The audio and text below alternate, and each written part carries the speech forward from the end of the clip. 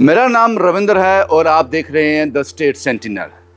कल मैंने किसी को धमकी दी और उस धमकी से किसी का भला हो गया।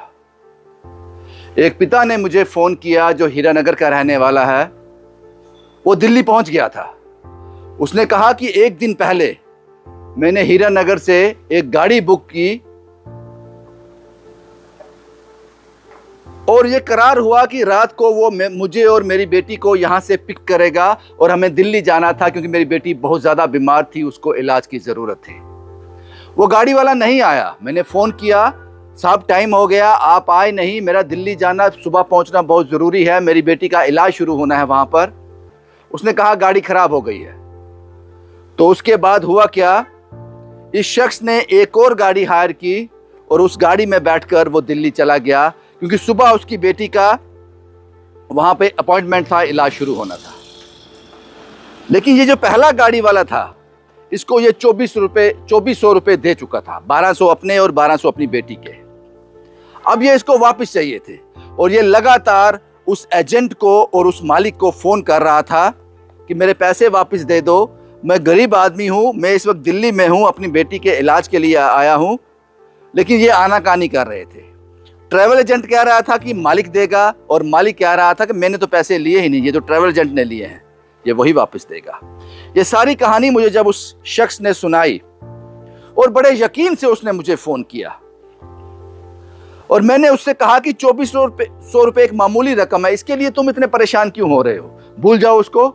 उसने कहा ये 2400 रुपये मेरे लिए बहुत ज्यादा मायने रखते हैं, मैं इतना माली ठीक नहीं हूं, ये 2400 रुपये मुझे मेरी बच्ची की दवाई में काम आएंगे और जब मैं दिल्ली से वापस हीरानगर आऊंगा तो वहां काम आएंगे, आप कुछ कर सकते हो।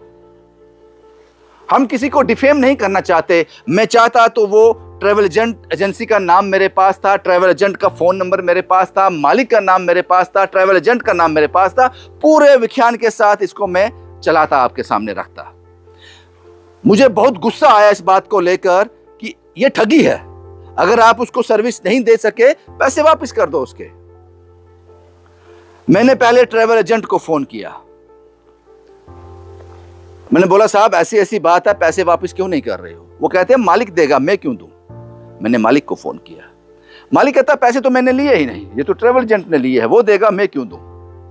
आखिरी कॉल मैंने ट्रैवल एजेंट को दिया और धमकी दे डाली। मैंने कहा कि अगर आप ये नहीं कर रहे हो, वो आदमी वहां पर दिल्ली में अपनी बच्ची के इलाज के लिए गया है, अगर आप नहीं करोगे ऐसा, वापस नहीं करोगे, रिफंड नहीं करोगे, तो मैं आपकी ट्रैवल एजेंसी का नाम, आपके मोबाइल नंबर, आपके नाम के साथ ये खबर चलाऊंगा और आपके लिए मुश्किल हो जाएगी ये, क्योंकि ट्रस्ट बिल्डिंग एक सालों साल लग जाते हैं, लेकिन इसको तोड़ने के लिए मैं वो नहीं चाहता हूं। और उस ट्रैवल एजेंट ने मुझसे कहा कि खबर चलानी है, चला दो। पैसे ड्राइवर को दे दिए हैं मैंने, वो जब मुझे वापस देगा तो मैं दूंगा। धमकी तो मैंने दे दी, मैं खबर चला, और मैं चलाता खबर, पूरी खबर चलाता, सब कुछ बताता आपको। लेकिन उससे पहले ही कोई 2-2.5 घंटे के बाद उस हीरानगर के आदमी का फोन आ गया और नम आंखों से, उसकी आवाज में कंपन थी, दर्द था, शुक्रिया अदा किया मेरा, साहब पैसे आ गए। उसने 2000 रुपया दे दिया, 400 अभी भी नहीं दिया, कहता बाद में दूंगा। मैंने कहा चलो 2000 तो आ गया ना। तो इस कैमरे के बिना भी हम बहुत कुछ कर सकते हैं, इस कैमरे के बिना भी हम बहुत कुछ कर सकते हैं। उस आदमी का नाम बता देता हूं आपको जो हीरानगर का था, उसका नाम था अंग्रेज। उनका मोबाइल नंबर मेरे पास अभी भी है, अभी थोड़ी देर पहले भी उनका कॉल आया, एक बार फिर उन्होंने शुक्रिया अदा किया मेरा। हमारा मकसद ये कतई नहीं है कि किसी को डिफेम किया जाए या अपने कंटेंट के लिए खबर चलाई जाए। और ये खबर जो इस वक्त मैं आपके सामने साझा कर रहा हूं, ये इसलिए कर रहा हूं कि अगर किसी और के साथ ऐसा होता है, हम उसको एक मौका जरूर देंगे अपनी गलती सुधारने का। ये नहीं कि हमारे पास कोई इंफॉर्मेशन आया।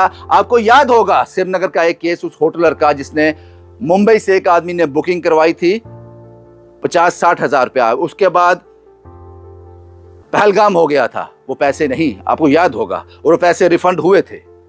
हमारा मकसद कतई नहीं है किसी को डिफेम करना, लेकिन ये वीडियो बनाने का मकसद सिर्फ इतना है कि अगर आप आपको एक मौका जरूर दिया जाएगा।